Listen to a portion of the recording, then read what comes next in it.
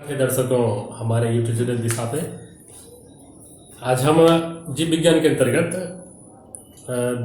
कई तरफ का महत्वपूर्ण टॉपिक है। ये बेसिक भी सीखेंगे और ट्रिक भी सीखेंगे। आप बेसिक जानकारी भी दी जाएगी और ट्रिक भी संक्षिप्त समय में, बिल्कुल कम समय में। आप संख्यात्मक जाल में जो फंस जाते हैं लोग, बायोलॉजी के अंतर्गत जो होता है, मान लीजिए कि क्रोमोसोम की संख्या कितनी है, स्पाइनल नर्व कितने हैं, इसका बेसिक भी बताया जाएगा और बिल्कुल ट्रिक के माध्यम से आप संक्षिप्त में संख्यात्मक जाल में आपसे नहीं फंसेंगे। आप जानते हुए भी लोग भूल जाते हैं, एग्जाम के समय दिमाग में याद नहीं आता है तो फिर वो गलती हो जाती है। आज उसका निदान हो जाएगा। और एक चीज़ और, थोड़ा सा ध्वनि प्रदूषण अगल बगल हो रहा है। शहर तो समझ ही रहे हैं कि शहर का एक अनिवार्य गुण है ध्वनि प्रदूषण। तो आप उस शहर की ध्वनि पर ध्यान नहीं देंगे, हमारी ध्वनि पर ध्यान देंगे, कंसंट्रेशन थोड़ा बना के। देखिए, सबसे पहले हम गुणसूत्र पर चर्चा करते हैं। गुणसूत्र, क्रोमोसोम। मानव में गुणसूत्र की संख्या 46 होती है, जानते भी होंगे आप। गुणसूत्र का सर्वप्रथम जो खोज है उससे संबंधित वैज्ञानिक जो है वाल्थर फ्लेमिंग,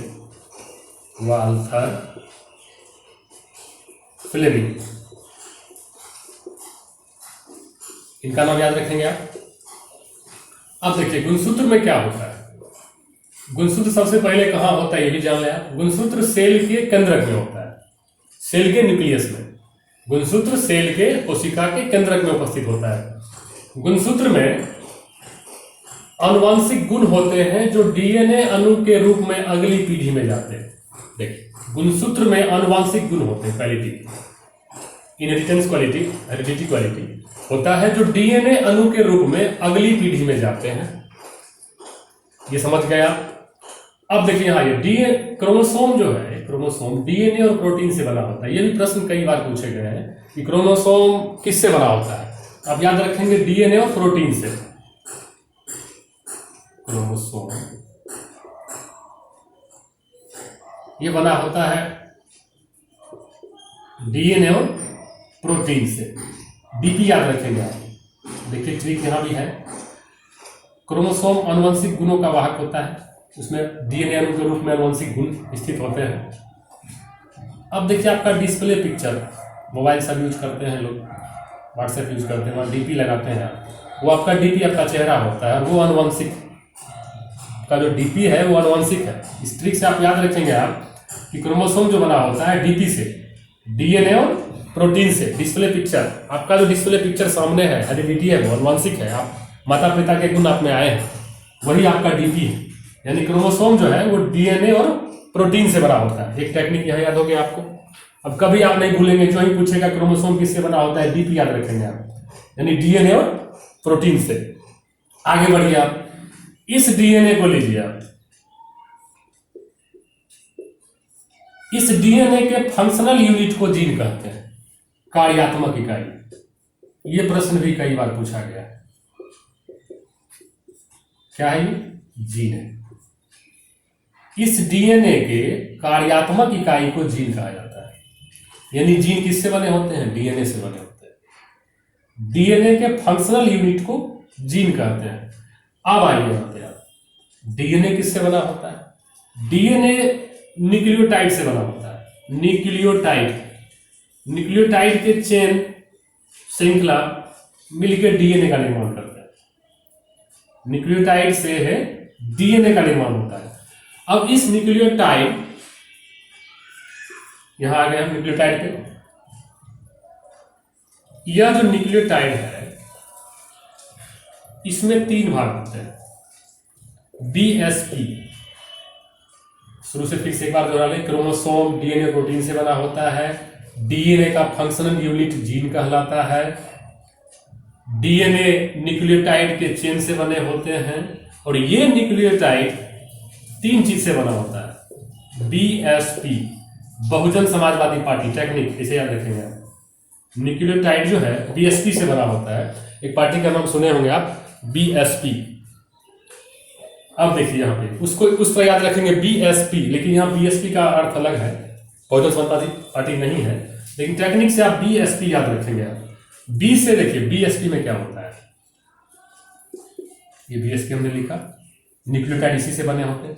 बी से बेस होता है, एस से शुगर होता है, पी से फॉस्फेट होता है। बी से बेस, एस से शुगर, पी से फॉस्फेट। अब ये बेस भी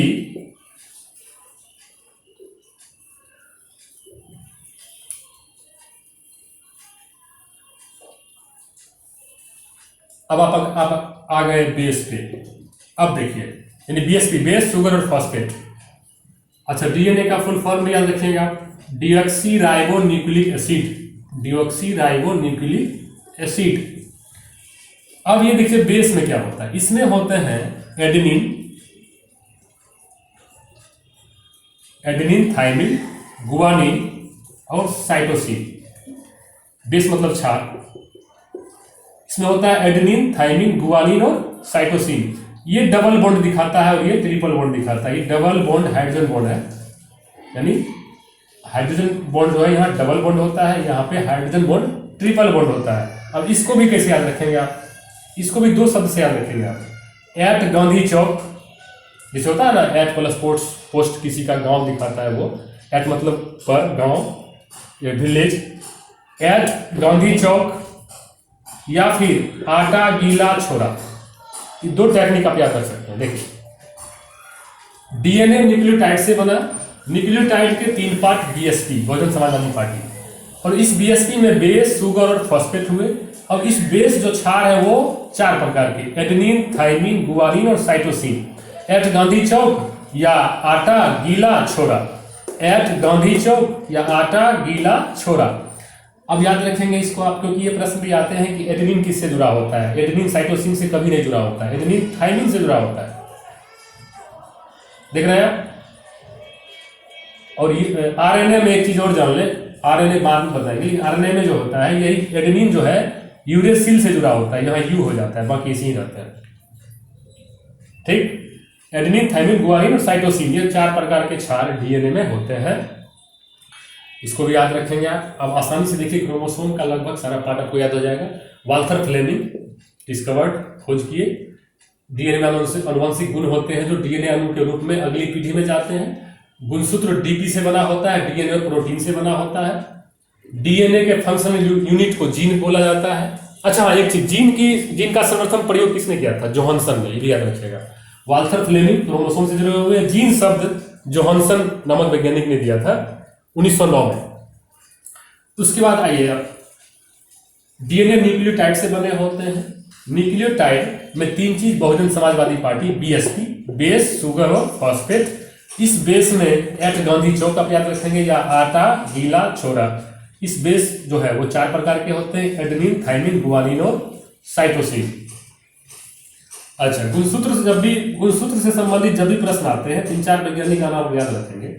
वाल्थर फ्लेमिंग जो क्रोमोसोम को सर्वप्रथम खोजे, जोहानसन जिन्होंने जीन शब्द दिया। गुणसूत्र का डबल हेलिक्स मॉडल जो है, गुणसूत्र का डबल कुंडलीकार, द्विकुंडलीकार संरचना जो है, डबल हेलिक्स मॉडल, ये भी प्रश्न पूछता है, वाटसन एवं क्रिक ने दिया। उसके बाद एक चीज आता है कि आनुवंशिकता के जनक कौन कहलाते हैं? मेंडल। ये 3-4 वैज्ञानिक का नाम आप याद रखेंगे इसी से संबंधित प्रश्न पूछे जाते हैं। Walther Flemming, Johannsen, Watson and Crick और मेंडल। गुणसूत्र की खोज वाल्थर फ्लेमिंग, जीन जोहानसन 1909, गुणसूत्र का double helix model Watson and Crick, और आनुवंशिकता के जनक मेंडल।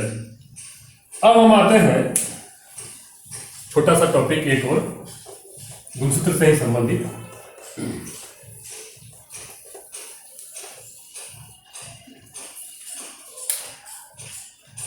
मानव में 46 गुणसूत्र होते हैं।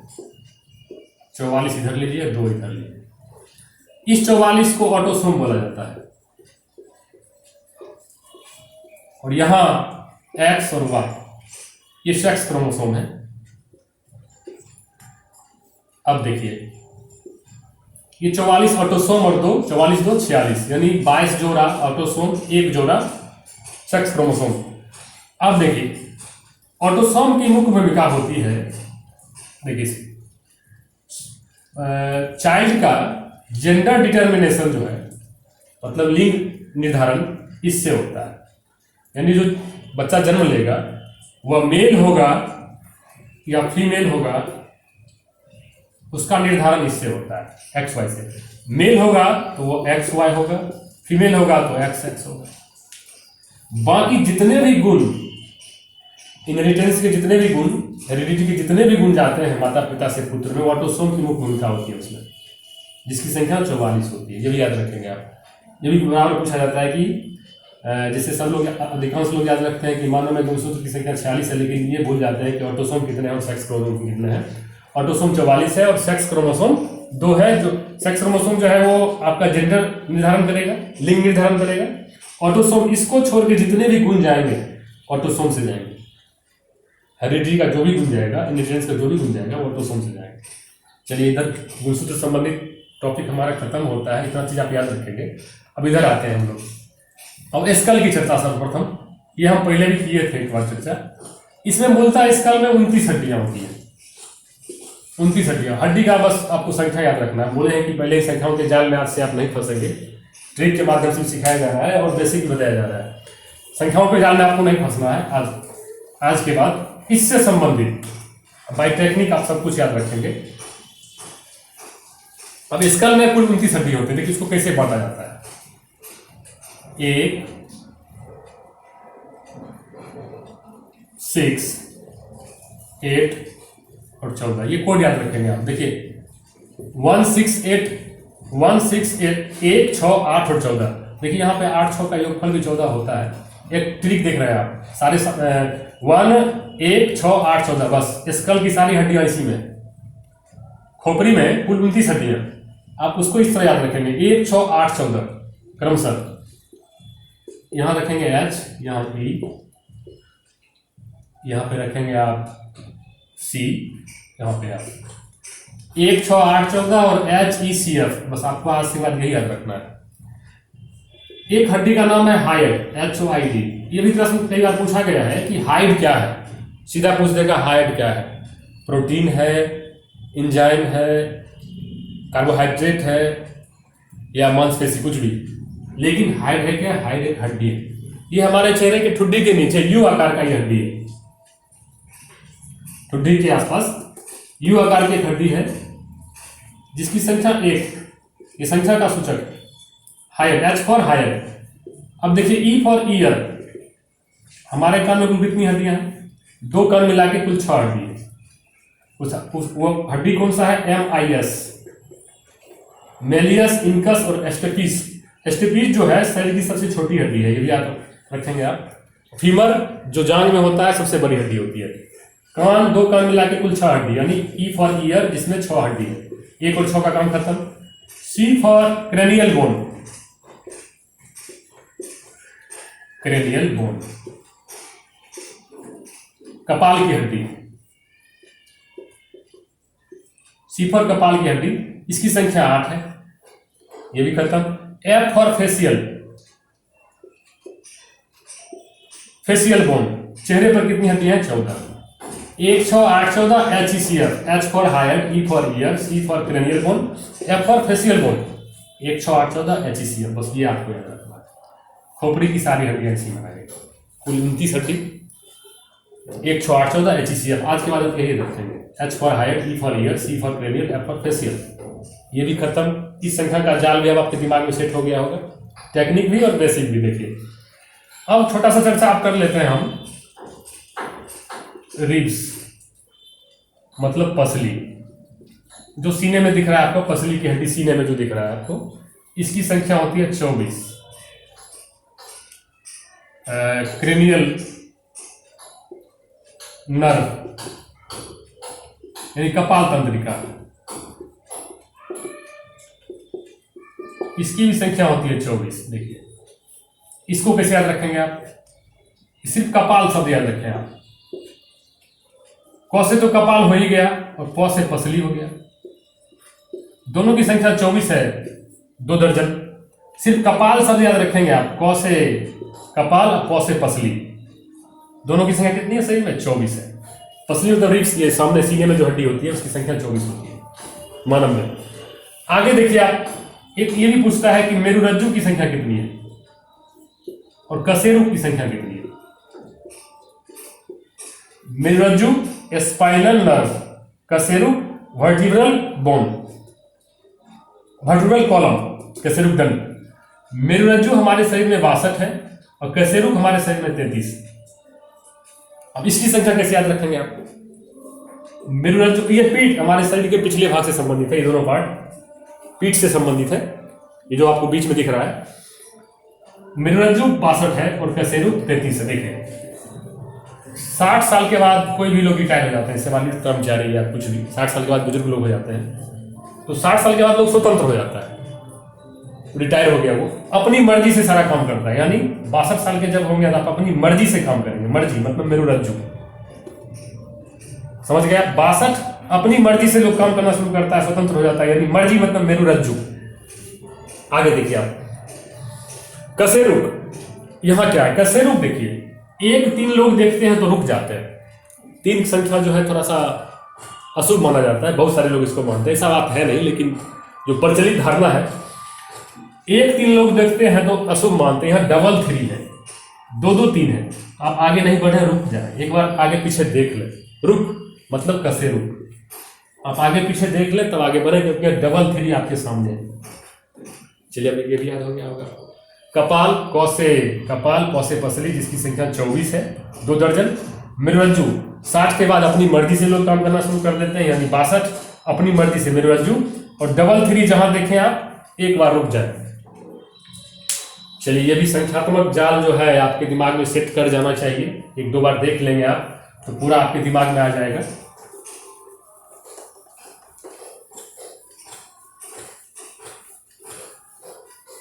अब छोटा सा चर्चा ईयर पे, कान का संक्षिप्त चर्चा कर देते हैं, ये भी याद रखने वाला चीज है। देखिए कान में 3 भाग होते हैं। सबसे बाहरी कान ले आप बाहर, बाहरी भाग यानी आउटर, मिडिल लेयर मध्य भाग,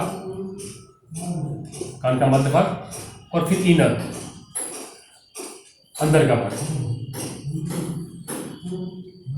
कान की जो हड्डियां हैं, 3 हड्डियां, मेलियस, इनकस और स्टेपिस मिडिल लेयर में होती है, कान के मध्य भाग में। कान के सबसे बाहर में एक पिन्ना होता है। पिन्ना लैटिन शब्द है जिसका अर्थ होता है पंख। हमारे मस्तिष्क से जुड़ा हुआ सबसे बाहरी भाग को देख रहे हैं, पंख के आकार का, उसी को पिन्ना बोला जाता है। ये पिन्ना, पिन्ना के बाद कान का जो बाहरी सबसे बाहरी भाग है उसको केनाल बोला जाता है। नली है एक प्रकार का, केनाल बोला, केनाल इसको बोला जाता है। इसी में कान में जो गंदगी जमा होती है, इसी नलिकार संरचना में सबसे बाहरी भाग, कान के 3 भाग, इसी भाग में गंदगी जमा होती है।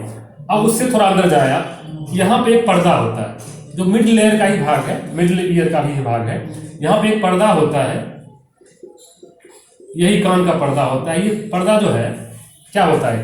टिम्पेनिक मेम्ब्रेन होता है। टिम्पेनिक मेम्ब्रेन एक झिल्ली होती है, टिम्पेनिक नाम की एक झिल्ली होती है जिसको कान का पर्दा हम बोलते हैं, या ईयर ड्रम भी बोलते हैं। कान का पर्दा, आप सुनते हैं कान का पर्दा फट गया, इसी ईयर ड्रम में, इसी टिम्पेनिक झिल्ली में छेद हो जाता है, जिसको हम कान का पर्दा का फटना बोलते हैं, और लोग तब सुनना बंद हो जाता है, सुनाई नहीं देता है। और इसकी महत्वपूर्ण भूमिका होती है सुनने में।